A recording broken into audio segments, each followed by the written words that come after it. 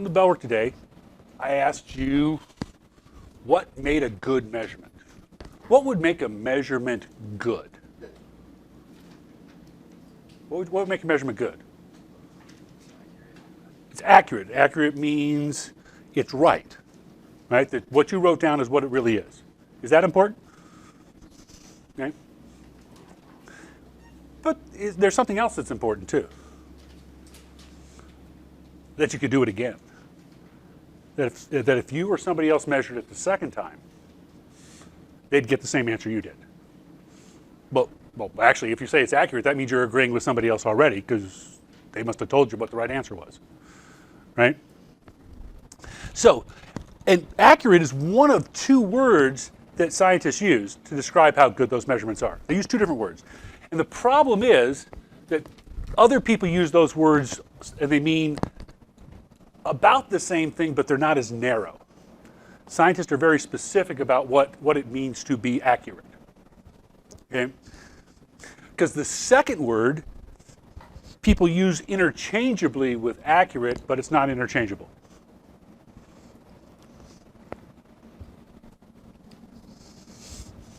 So accurate is the first word. Accurate, how close the measurement is to the actual value.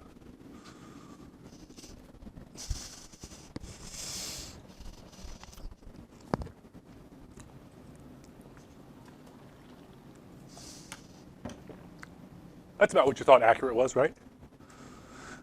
So if I'm going to talk about how accurate something is, I have to know what the right answer is. If I don't know what the right answer is, I can't tell you whether it's accurate or not. Seem reasonable? Okay. The word that people confuse with accuracy or use about interchangeably with accurate is precise. Okay? Precise and accurate have a lot of the same connotations, but they mean something different. Because to be precise, to have precision, that means how well the measurement can be repeated.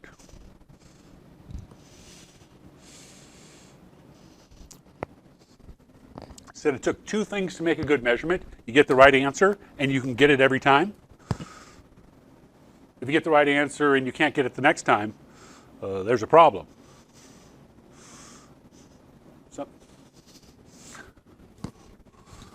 So there's a difference between accuracy and precision, and the difference is what they're compared to.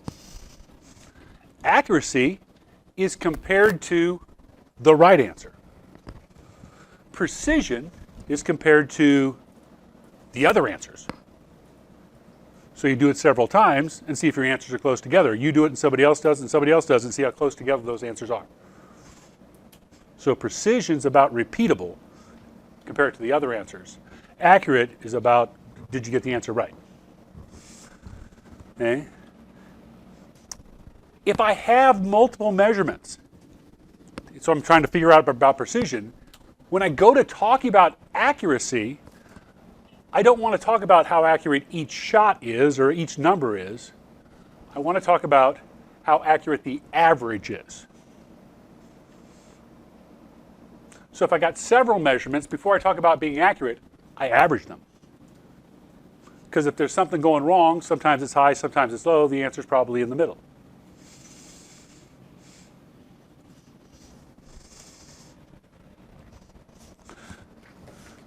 So I can take one shot and say, hey, that shot is accurate or inaccurate. But if I take several shots, I don't talk about the individual shots along the way. I talk about what the average one is. Okay. Precision requires several measurements before you can tell whether it's precise.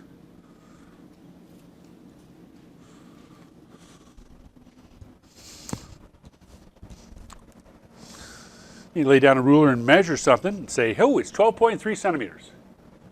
Is that measurement precise? We don't know until I or somebody else tries to measure it. Again, precise means it's repeatable. We don't know if it's repeatable until we try to repeat it. We don't know if we're going to get the answer the second time unless we try it the second time. Okay, the ideas are easier to explain with analogies, but we really need to talk about them with numbers.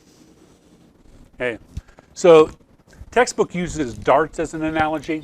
Every textbook I've ever seen uses darts. So I'm going to come up with a different one, and mine is golf. Okay, so I go to the first hole, and my first shot goes there, and my second shot goes there, and my third shot goes there. Is that accurate? Okay. So I'm asking, is that accurate? I'm asking, is that close to the right answer? No, that's not close to the right answer. I'm trying to get in the hole. Was it precise? Was it repeatable?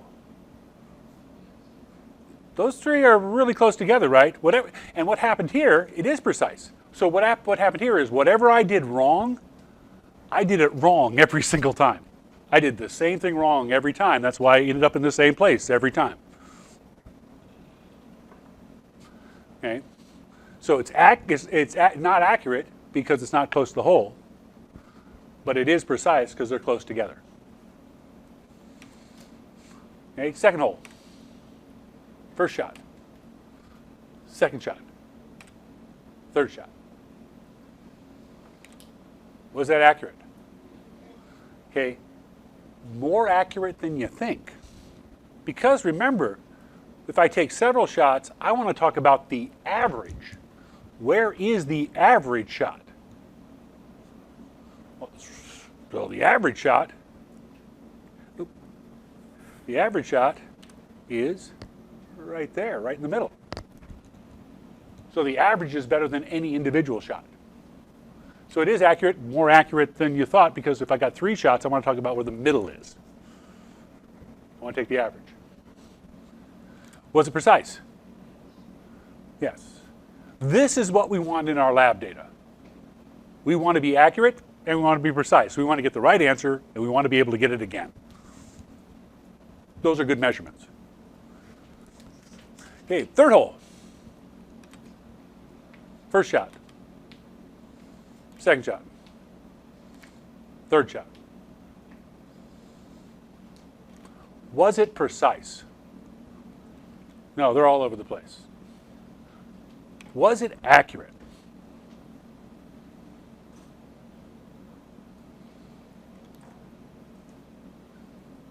So what do you mean by maybe? I got 3 shots. Where's the middle?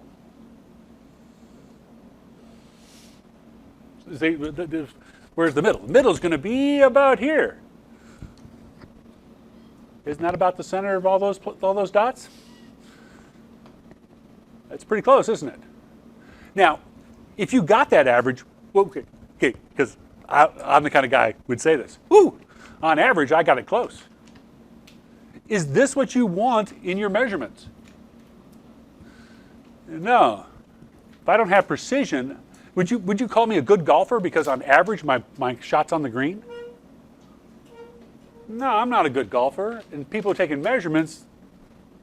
If their numbers are all over the place, you don't trust their numbers. So if you don't have precision, if you can't repeat what you're doing, nobody's going to trust you about whether you're accurate or not. That make sense? Fact is, there's a technical term for measurements that have accuracy but don't have precision. The technical term for accuracy, they get the right answer but no precision. They can't repeat it again. And the technical term for that is lucky. Isn't that how you describe somebody who gets the right answer but can't get it again? Scientists want to work on luck? No, we want both precision and accuracy, and precision tends to make us believe that we're accurate.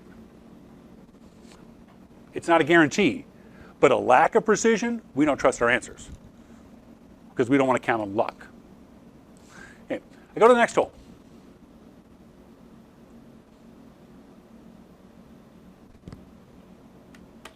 Was it accurate? Yes. Was it precise?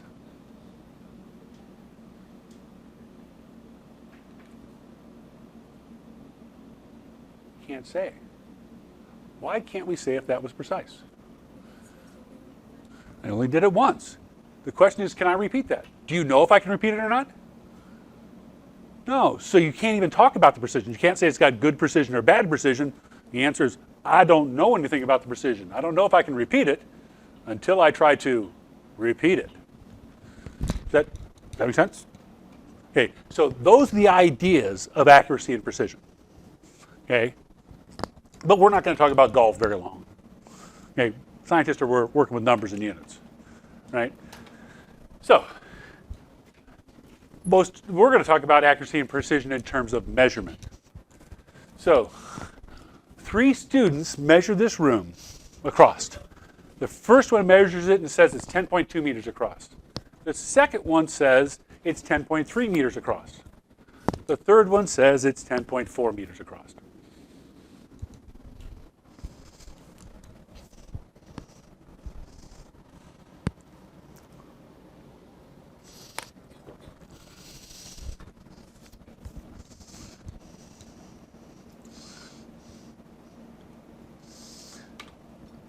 Were they precise?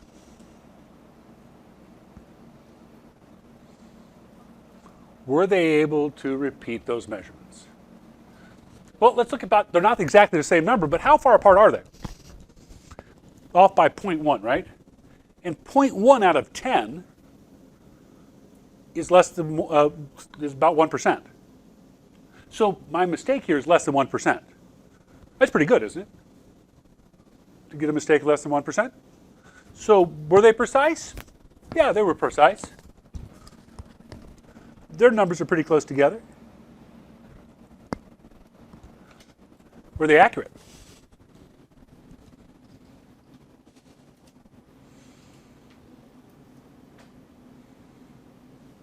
So accurate means they got the right answer. How far is it across the room? You don't know, so are they accurate? We don't know. If we don't know how far it is across the room, we can't say. If you don't know the right answer, you can't say if it's accurate. But if you were given that information and somebody asked you, how far is it across the room? What's the best answer you could give?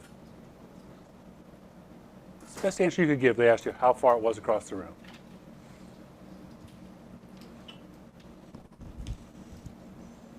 Would you use the 10.2, the 10.3, or the 10.4? Well, you'd use the average, which is 10.3. Now, your best guess is, if somebody asked me right now, I'd guess it's about 10.3 meters across, but I didn't measure it myself. Okay? Because how do you know it's 10.3? Somebody else measures it. So you're always comparing to somebody else's measurement anyway. Right? You just have to find a measurement you trust. Okay?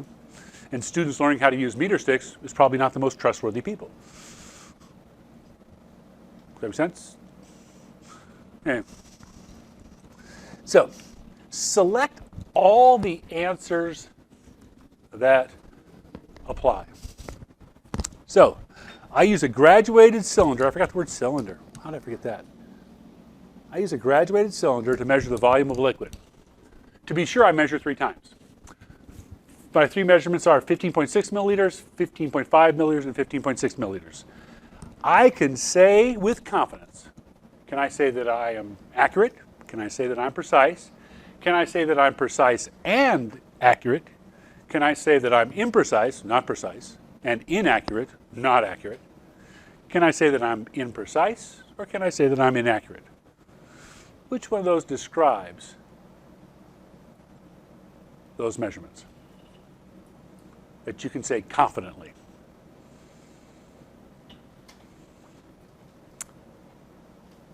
Pick a letter. Got your letter chosen? So here's the key. Are those numbers close together? Yes. So that tells me that they are precise. So it's precise. So now I'm down to 2 possibilities, right? The question is, Are those measurements accurate?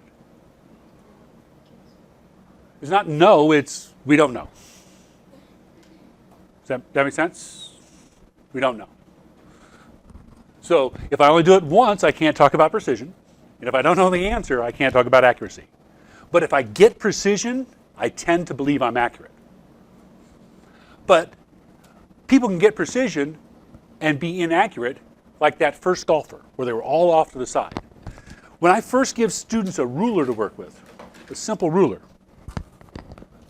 they will use it with precision. They will use it and get the same answer every time they measure. And oftentimes, it'll be inaccurate, because people are tempted to use the end of the ruler to measure with. But 0 is not at the end of the ruler. They don't put 0 at the end of the ruler, because if you drop it and that corner bends or dents, your 0 has moved.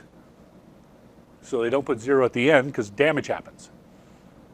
So they move it in. So if you laid from the end and measured out every time, you would get the same answer every time, and it would always be wrong. Does that make sense? So while we tend to trust answers with precision, it's not a guarantee. So, how good is good enough? Well, okay, so I want to warn you about one of your homework questions. It's number 57, because it's going to give you numbers and ask you to comment. So, they have 3 students, Lissa, Lamont, and Leanne. They each measured the same thing, and they each measured it 4 times. Lissa measured it 4 times, Lamont measured it 4 times, Leanne measured it 4 times. It says, comment on the accuracy and precision of each student. So there's 2 answers for every student. Was Lissa accurate? Was Lissa precise? Was Lamont accurate? Was Lamont precise? Was Leanne accurate? Was Leanne precise? Does that make sense? We can answer the accuracy questions because in the middle of the question they say the correct mass of the cylinder is 47.32 grams. So I know what the right answer is. So I'm going to be able to comment on accuracy. But in order to comment, I don't comment on 47.13 and 47.94. I can comment on the average. So you're going to have to average those numbers. Average means add them up and divide by how many there are. Right? So you see why you need to average those, so you could, because I can't tell off the top of my head how close that is to 47.32. Can you? I got to add those numbers up and divide by 4. Okay. But what does it mean to say to somebody that they've got bad accuracy? How bad are they? Or how good does it have to be accurate? Okay, and that's because words like accurate and precise are qualitative, right? That they just describe stuff. It's hard to really get data until you start putting numbers to it. So I need to put a number to accurate and precise. We're going to deal with putting a number to accurate today. Okay? So the way you figure out you're accurate is to figure out how big an error you made.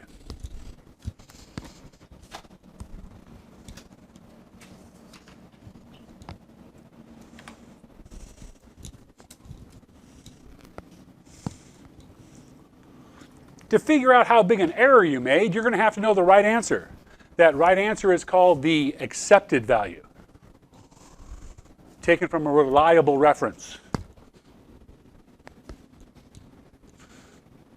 That's the best you can do, right? You've got to find something reliable. You've got to trust somebody sometime. Okay? So accepted value, the right answer. So based on reliable references. That's the right answer. What we need to compare that to is the experimental value.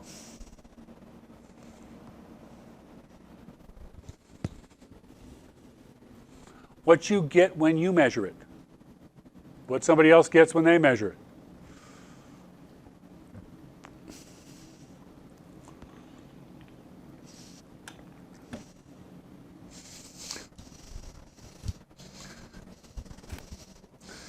Can anybody think of the mathematical operation we need here? If I'm trying to figure out the error, how wrong I am, what math should I do with those two numbers? The difference between the two, and difference is a math word, right? I want to figure out how wrong I was. So error equals experimental minus accepted.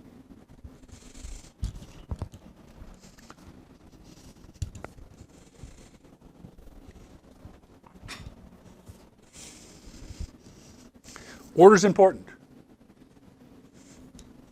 Order's important.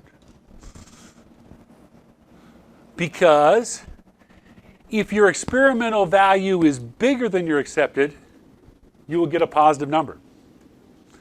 If your experimental value is less than your accepted, you will get a negative number. So the sign of your error tells you whether your answer is too big or too small. If you get a positive error, that means your answer was bigger than the right answer. If you get a negative error, that means your answer was smaller than the right answer. That's how you get a negative number when you do that subtraction, right? So the sign of error tells me not just how far away I was, but which direction I was too. Was I too high or too low? Okay. So if I'm off by 1 meter, is that a good measurement or a bad measurement? If I find out I'm off by 1 meter. Well, it depends. If I'm measuring across this room and I'm off by 1 meter, did I measure very well? No. But if I measure the distance to the moon and I'm off by 1 meter, did I measure very well? Yeah, so I got to compare how wrong I am to what the right answer is. If the right answer is big enough, it'll make my number small. 1 meter to the moon, that's a tiny error, right? So we want to compare our error to the accepted value. I need that comparison.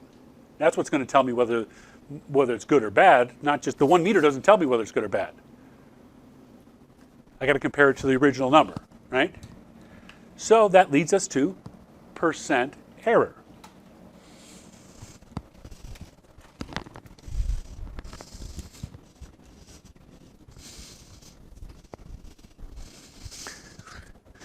Now, see the word error? We just defined it a second ago. That's experimental minus accepted. What do those lines in front of error, in front of and behind error mean? Absolute value. Percent error doesn't have a negative, can't be negative. Percent error isn't positive or negative. Percent error is just percent. So I want the absolute value of error divided by the accepted value. So this is just backwards of what you do when you get your test. Okay, when I hand you a test back and you got 45 out of 50, you take that 45, what you got, and divide by what you could have gotten. You find the percent right. But if I asked you for the error, percent error, you'd say, I got 45. I could have gotten 50. I was off by 5.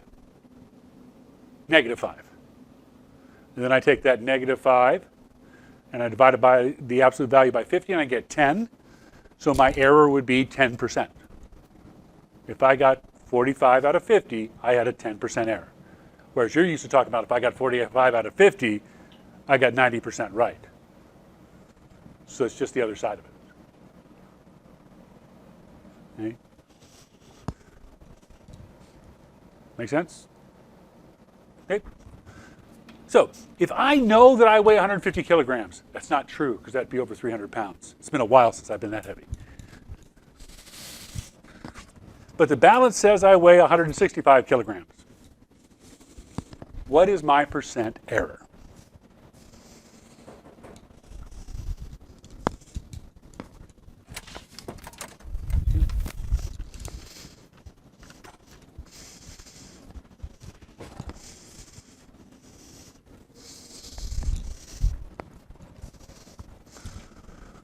Okay. So, to find percent error, I'm going to need the absolute value of error over the accepted value times 100%.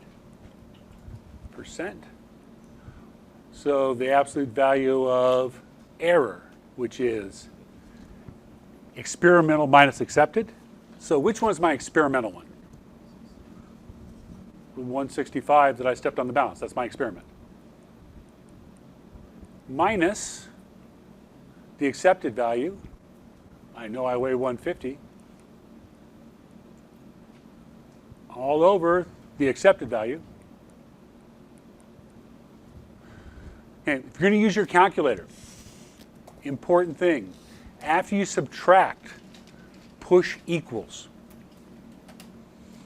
Okay? Because if you don't, if you push 165 minus 150 divided by 150, your calculator will give you 164. Because it's going to do the division first. 150 over 150 is 1. 165 minus 1 is 164. But those absolute value bars are like parentheses. We do them first. So I end up with 15 grams over 150 grams times 100%, which works out to be 10%.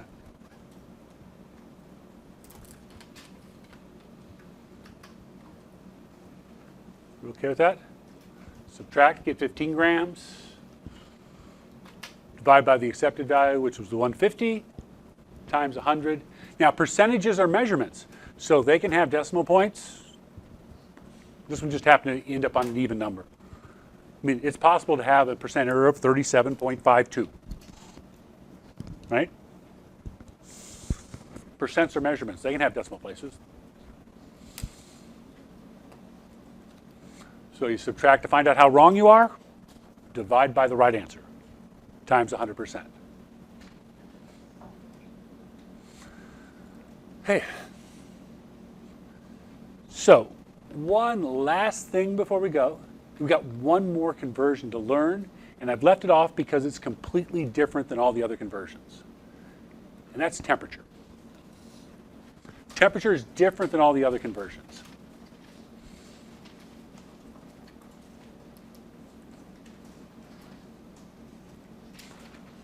Oh, what the heck was that? That is not what I clicked on. Okay. And if you remember, we said there was 2 units for temperature. And that's what we're going to learn is what those 2 units mean and how to convert between them. We're going to use the Celsius scale, named after somebody whose last name was Celsius. Okay?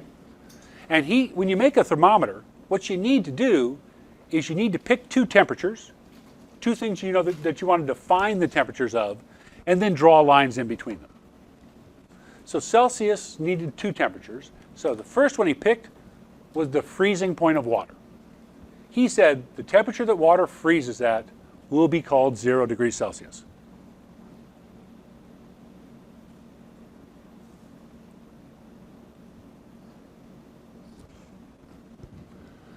Now, he wanted to be metric. Actually, the second temperature he picked was boiling water. And he wanted to be metric, so he wanted to do 10, but 10 degrees between freezing and boiling of water makes every degree way too big. So he called that boiling water 100 degrees Celsius, just so every degree was a little bit smaller.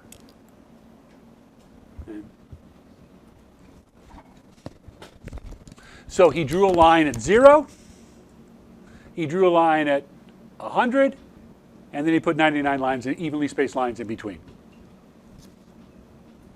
You draw the 0, you draw the 100, and you put 99 lines in between. That's how you make a thermometer. Okay? That makes our body temperature 37 degrees Celsius. Celsius gets a degree sign. This room is someplace between 20 and 25 degrees Celsius.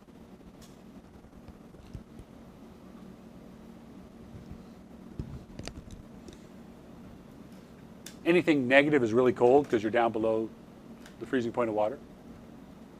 Every Celsius degree is about 1.8 Fahrenheit degrees, if you want to transition. And here's how I did that. Freezing to boiling in Fahrenheit is 32 to 212, that's 180. Freezing to boiling in Celsius is 100. 180 Fahrenheit for 100 Celsius gives me 1.8 for every degree. Fahrenheit just drew lines closer together. He wanted 180 degrees from freezing to boiling, like you were turning a circle. Okay. Second unit is Kelvin. And Kelvin starts at absolute zero. Okay, temperature measures motion. That's what temperature measures. So as I cool things down, the molecules move slower and slower, and eventually they go the slowest that they could possibly go, which is not moving at all. You can't go slower than not moving at all. So absolute zero is the lowest possible temperature. That's why they call it absolute zero. In Celsius, it's negative 273. In Fahrenheit, it's negative 492. Almost 500 degrees below 0 Fahrenheit. It's cold. We can never get there. The coldest temperature measured is like a millionth of a degree above 0. It's like those, when you draw the curves and they get closer and closer to the line. That's what we're able to do with temperature. Because heat always leaks in from someplace and raises the temperature. So the degrees are the same size as Celsius, though. So if I go from freezing to boiling, in Celsius I'm going from 0 to 100. In Kelvin, I'm going from 273 to 373. It's still 100 steps. They just started 273. So here's the big conversion. To convert between Celsius and Kelvin, take the Kelvin and subtract 273. Or, if you want to be fancy,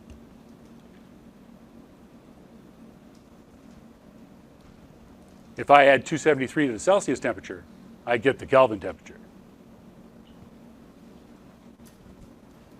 See how this conversion is completely different than all the other ones you're doing. You either add or subtract. And I don't remember which one to do. All I remember is one of two things. I remember that Kelvin's always bigger. So if I want Kelvin, I'm going to add to get it. Or I remember that Kelvin can never be negative, because it is the lowest possible temperature. You can never have negative Kelvin. So if I'm trying to find Kelvin, subtracting is the wrong math operation.